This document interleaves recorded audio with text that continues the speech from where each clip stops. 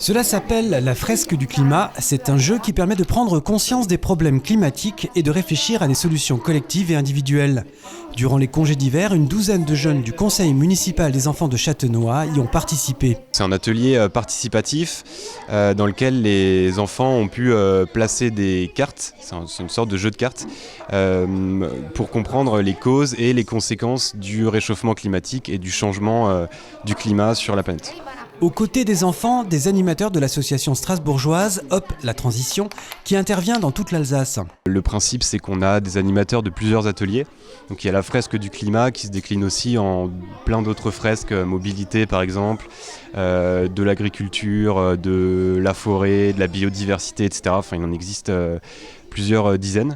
Et dans l'association, on a des animateurs de tous ces ateliers, qu'il est possible de suivre ces ateliers, soit en grand public, soit auprès des enfants, soit auprès d'associations ou auprès d'entreprises aussi. Il y a des entreprises qui peuvent faire appel à l'association. On agit sur la phase de compréhension des enjeux, compréhension de ce qui se passe sur ces différents thèmes, pour que les gens s'approprient ces sujets et les comprennent exactement.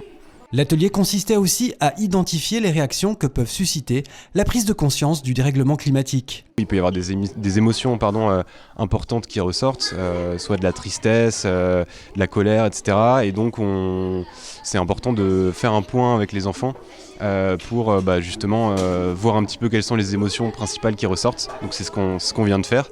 Et puis après il y a une phase un petit peu plus créative où ils vont pouvoir dessiner, trouver un titre pour la fresque, voter pour la fresque la plus jolie.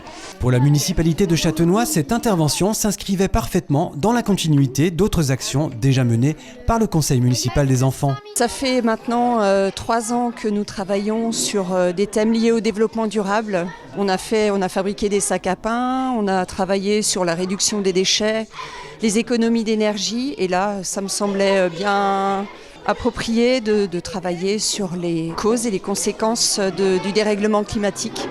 Voilà.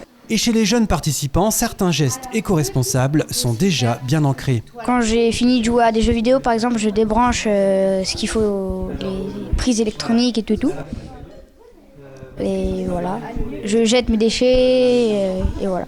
Par exemple, quand on se brosse les dents, on peut éteindre l'eau, ou à chaque fois, moi, j'économise de l'eau.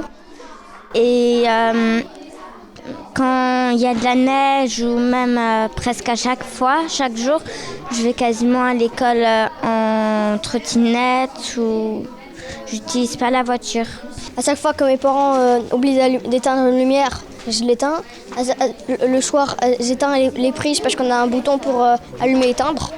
Et voilà. Il faudrait arrêter de polluer, faire un geste pour la planète, chacun. Autant de petits gestes utiles sur lesquels les animateurs sont revenus en fin de séance lors d'un dernier temps d'échange.